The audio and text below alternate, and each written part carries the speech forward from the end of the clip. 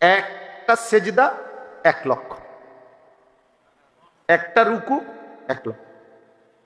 কয় টাকার কম্বল কিনলা, কয় টাকার নেকি হারাই। খুব কঠিন হজ্জের এই সফরে আল্লাহর বান্দাদেরকে বুঝানো, খুব কঠিন, খুব কঠিন। খুব খুশি মুআল্লিম, আল্লাহর রহমতে হুজুর আল্লাহ আমাকে এমন মুআল্লিম ঠান্ডা উদ্যান না খাওয়া, আল্লাহ রুমেতে বাইরন লাগে, নিচে মসজিদ, রুমের তলে। কত বড় নিয়ামত, মসজিদে হারামে এক ওয়াক্ত নামাজ পড়ন লাগে না। আল্লাহ পাক এত বড় মুআল্লিম ওনারে দিছে, খুশি ঠান্ডা পর্যন্ত আনলেন। জর্দা লাগছে হুজুর, জর্দা হুদ্দাইন না দিছে, আর কি করতো মনে না, আর কি করতো, জান দিয়া লাইতো।